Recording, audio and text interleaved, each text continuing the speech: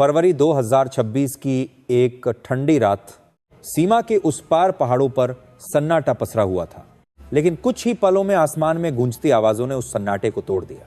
पाकिस्तान और अफगानिस्तान की सीमा एक बार फिर तनाव का केंद्र बन चुकी थी। रिपोर्ट सामने आई कि पाकिस्तान ने अफगानिस्तान के अंदर हवाई हमले किए। क्या यह आत्मरक्षा थी? क्या यह रणनीतिक संदेश था, या फिर दक्षिण एशिया में एक नए अस्थिर दौर की शुरुआत?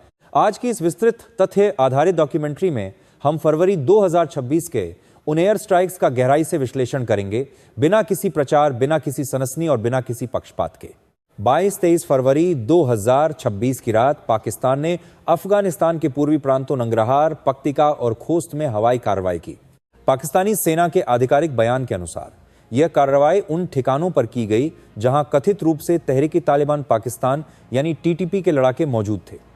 पाकिस्तान का कहना था कि हाल के महीनों में उसके भीतर हुए कई आतंकी हमलों की योजना अफगानिस्तान की जमीन से बनाई जा रही थी, इसलिए यह operation right to self defence यानी आत्मरक्षा के अधिकार के तहत किया गया। दूसरी तरफ अफगानिस्तान के अधिकारियों ने इस कार्रवाई को अपनी संप्रभुता का उल्लंघन बताया। उनका आरोप था कि हमलों में आम नागरिक मारे गए हैं और पाकिस्तान ने अंतर्राष्ट्रीय कानून का उल्लंघन किया है। यहीं से कहानी जटिल हो जाती है। अगर हम इतिहास में जाएं तो पाएंगे कि पाकिस्तान और अफगानिस्तान के संबंध हमेशा सरल नहीं रहे। 1947 में पाकिस्तान के निर्माण के बाद सबसे बड़ा विवाद ड्यूरंड लाइन को लेकर रहा। ड्यूरंड लाइन 1893 में ब्रिटिश भारत और अफगान अमीर के बीच खींची गई सीमा थी। पाकिस्तान इसे अंतर्राष्ट्रीय सीमा मानता है, जबकि अफगानिस्तान के कई राजनीतिक वर्ग इसे ऐतिहासिक रूप से विवादित बताते रहे हैं। यही सीमा आज भी सुरक्षा, पहचान और राजनीतिक वैधता का केंद्र बनी हुई है। 2001 के बाद जब अमेरिका ने अफगानिस्तान में हस्तक्षेप किया, तब पूरे क्षेत्र में सुरक्षा समीकरण बदल गए। इसी दौरान तहरीक-ए-तालिबान पाकिस्तान का उदय हुआ, जिसने पाकिस्तान के भीतर कई बड़े हमलों की जिम्मेदारी ली। पाकिस्तान का लगातार यह आरोप रहा है कि टीटीपी के कई गुट अफगानिस्तान के सीमावर्ती इलाकों में पनाह लेते हैं। अफगान पक्ष इस आरोप को अक्सर खारिज करता रहा है। अब बात करते हैं फरवरी 2026 के एयर स्ट्राइक्स की। पाकिस्तान के आधिकारिक बयान के अनुसार ऑपरेशन अत्यंत सटीक और सीमित था।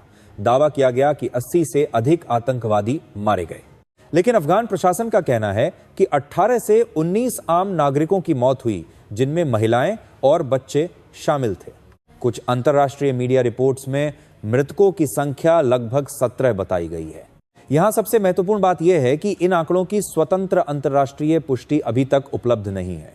संघर्ष क्षेत्रों में सत्यापन बेहद कठिन होता है, विशेषकर जब जमीनी पहुंच सीमित हो। नागरिक हताहतों को लेकर विवाद इस पूरे घटनाक्रम का सबसे संवेदनशील पहलू बन गया। अगर नागरिकों की मौत हुई है तो यह अंतर्राष्ट्रीय मानवीय कानून के तहत गंभीर प्रश्न खड़े करता है। लेकिन अगर हमले वास्तव में सशस्त्र समूहों के ठिकानों पर थे तो पाकिस्तान इसे आत्मरक्षा के अधिकार के रूप में प्रस्तुत करता है। यानी सच्चाई केवल सैन्य कार्रवाई तक सीमित नहीं है, यह कानूनी, नैतिक और कूटनीतिक बहस का विषय भी है। अंतर्राष्ट्रीय प्रतिक्रिया भी दिलचस्प रही। क्षेत्रीय देशों ने संयम बरतने की अपील की। कुछ देशों ने नागरिकों की सुरक्षा पर चिंता जताई, जबकि कुछ ने सीमा पार आतंकवाद के मुद्दे को गंभीर बताया। दक्षिण एशिया पहले ही कई सुरक्षा चुनौतियों का सामना कर रहा है। ऐसे में यह घटना क्षेत्रीय स्थिरता के लिए एक नया तनाव बिंदु बन सकती है। रणनीतिक दृष्टि से देखें तो यह कार्रवाई कई सवाल उठाती है। क्या यह एक प्री एम्प्टिव स्ट्राइक थी? क्या यह सीमित सैन्य संदेश था? या क्या यह भविष्य में और बड़े टकराव की भूमिका तैयार कर सकता है? अंतर्राष्ट्रीय कानून के अनुसार किसी भी देश को आत्मरक्षा का अधिकार है, लेकिन यह आवश्यक और अनुपातिक होना चाहिए। यही वह कानूनी कसौटी है जिस पर इस कार्रवाई को परखा जाएगा। अब संभावित भविष्य पर नजर डालते हैं। पहला परिदृश्य सीमित तनाव, कूटनीतिक वार्ता और स्थिति का सामान्य होना। दूसरा सीमावर्ती झड़पों में वृद्धि और सैन्य प्रतिक्रिया का चक्र। तीसरा क्षेत्रीय शक्तियों की मध्यस्थता और एक नए सुरक्षा समझौते की संभावना।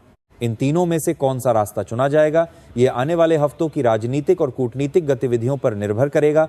अंततः इस पूरे घटनाक्रम में सबसे महत्वपूर्ण है तथ्यों और दावों के बीच अंतर को समझना। पाकिस्तान का दावा आतंकियों के खिलाफ सटीक कार्रवाई, अफगानिस्तान का आरोप संप्रभुता का उल्लंघन और नागरिक हताहत। सच्चाई शायद इन दावों के बीच कहीं मौजूद है और उसकी पुष्टि केवल स्वतंत्र और पारदर्शी जांच से ही हो सकती है। दक्षिण एशिया का भविष्य स्थिरता, संवाद और संतुलित कूटनीति पर निर्भर करता है, क्योंकि युद्ध की शुरुआत अक्सर कुछ मिनटों में होती है, लेकिन शांति बनाने में वर्षों लग जाते हैं।